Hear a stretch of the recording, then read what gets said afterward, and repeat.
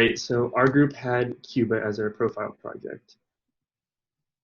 So the history of Cuba, it starts around 4000 BCE, and there were three main tribes, the Siboney, the Yinawata, and the Tino tribes, and they developed small villages and had rudimentary agriculture. In 1492, Christopher Columbus claimed Cuba for Spain, and the Spanish built sugar plantations on Cuba and used the native population to work there. And within a century, the native population decreased from around 75,000 to 3,000 people due to factors such as diseases like measles, influenza, and chickenpox.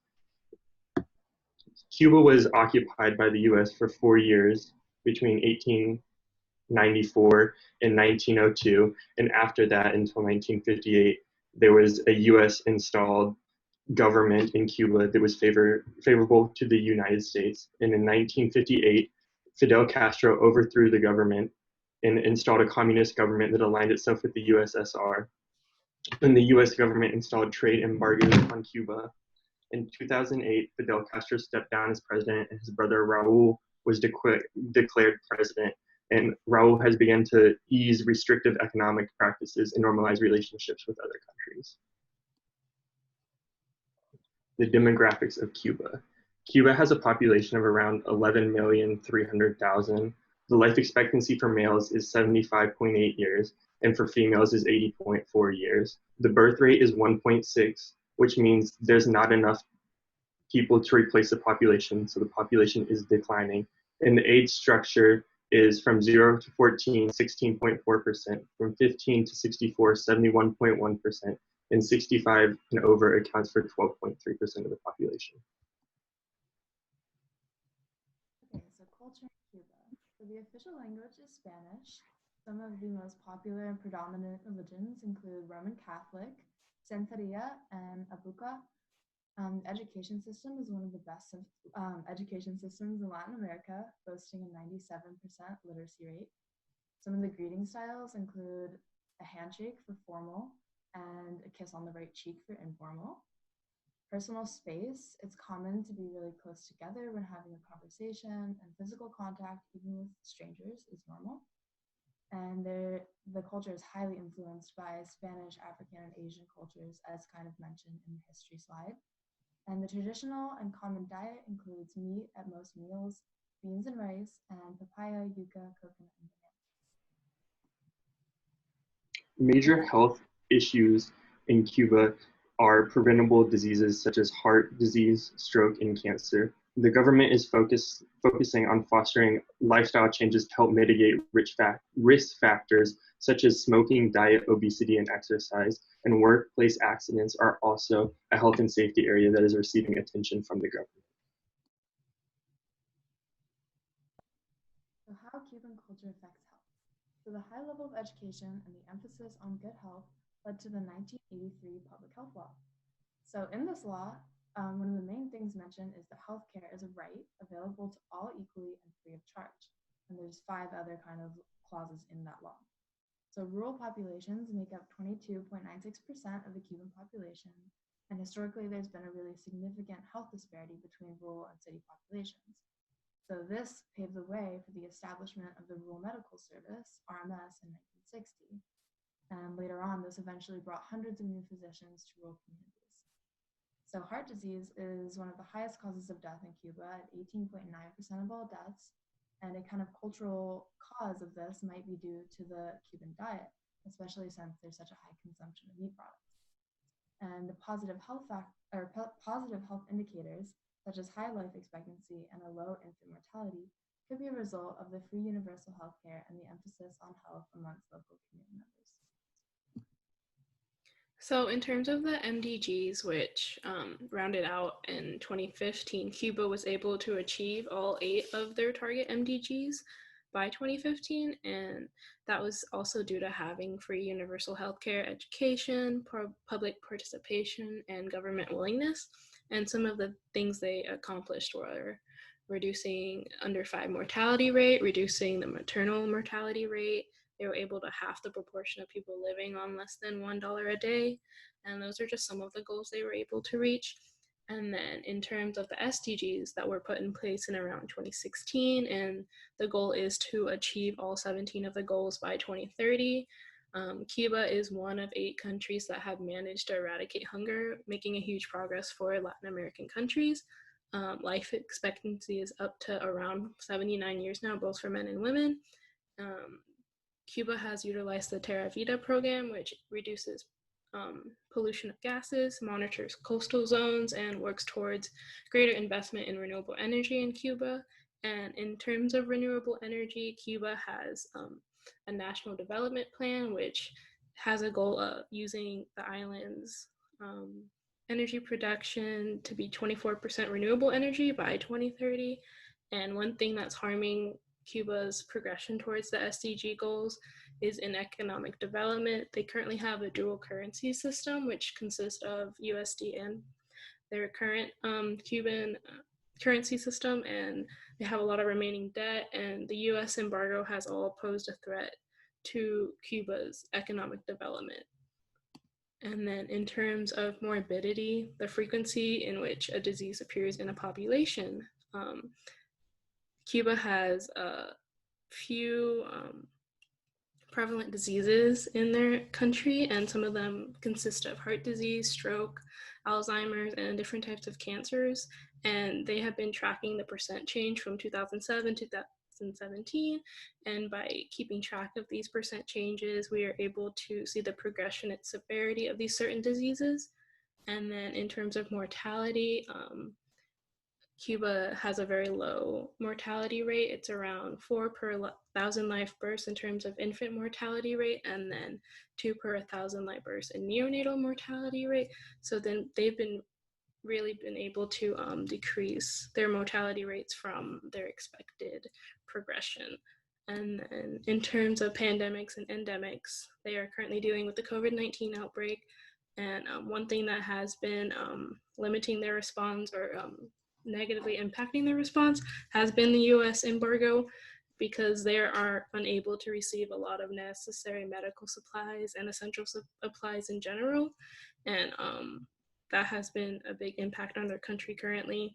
They haven't had many current endemics, but there are a lot of diseases that are still not eradicated in Cuba, such as West Nile virus and dengue fever and Zika virus. And one public health threat that is big in Cuba is the air quality, just due to the industrial emissions and vehicle emissions and a lot of the plants in Cuba. So that has had a big negative impact on their country's public health system. So in terms of health disparities, women in Cuba are expected to live on average 80.4 years, while men are expected to live 76.5.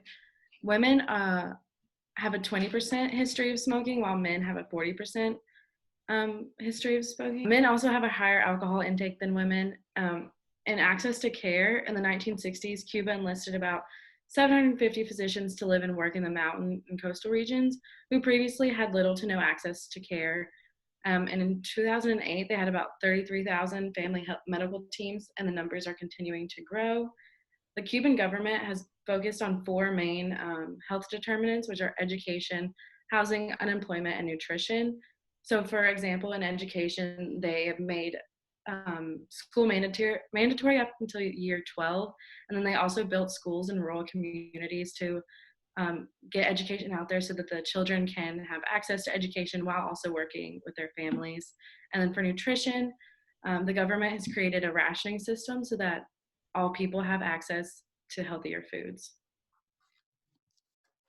And so incidence rates for tuberculosis have increased. In 1990, the TB incidence rate was 5.1 per 100,000 people. And in 2015, it was 5.8 per 100,000 people. And this could be due to like the high population levels in Cuba are associated with higher transmission of TB. However, many Cuban provinces have been working to decrease that rate. And I think 2 of the provinces have actually eliminated TB as a public health cause. And then the prevalence rates, non-communicable diseases are much more prevalent than communicable diseases, as many people die from heart disease and cancer.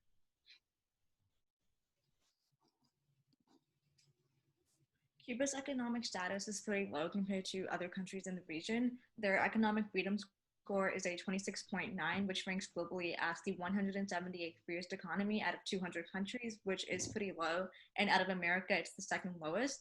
Most of Cuba's economy is government-owned through state-run enterprises. Thus, there's been an increase in private sector employment. So in 1981, the public sector employment was 91%, versus the private sector / self-employment was 8%. But in 2000, these numbers changed to public employment at 76% and private sector at 23%. The Castro communist regime also had a large impact on Cuba's economic status, as the economy was built on social welfare, which decapitalized Cuba and severely decreased the public spending and private investing. So there was a large socioeconomic gap when all of the wealthy left the country. The US embargo also prevents US businesses from trade with Cuba and has cost the Cuban economy an estimated $753.69 billion. Cuba's biggest industry and export is sugarcane, since that's their most prevalent crop. In 2002, the government actually decreased the land devoted to sugar milling and sugarcane acreage by 60%. However, this still remains Cuba's biggest industry. Nickel is also their second biggest industry, and Cuba has one of the largest nickel deposits in the world. And even though extraction for nickel is difficult, this is still one of their largest economies. And along with nickel, copper, chromium, and cobalt are also mined. Some other industries that are large in Cuba are tobacco and cigars, as well as fish and shellfish. Pharmaceuticals is also a large industry that has had an incredible impact on their public health system, because income from this industry provides for the public health programs. Another industry that is very important in Cuba is oil refining. As of 2016, Cuba has over 124 million barrels of oil reserves.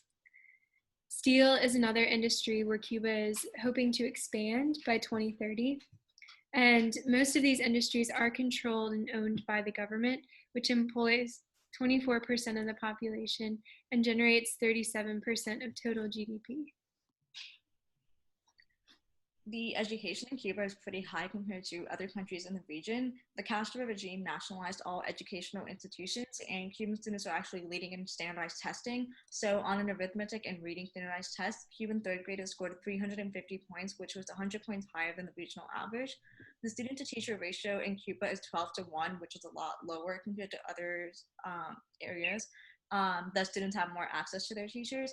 And school attendance is required from ages 6 to 15 or 16 years old, so that students go through both primary and secondary education. The national literacy rate is really high, and it is 96%. And for individuals who are older than 15, it is 99%. And this is mostly because Cuba has puts a very high investment into their education and has the highest worldwide. Roughly 13% of the GDP is invested in education. And beyond that, health education is also a priority. Education extends beyond the classroom in Cuba, and this is through various government programs, one of which works with parents to teach parents how to be their child's first teacher, and it also promotes taking care of child's medical needs. There's also an emphasis on after-school activities which promote health and wellness.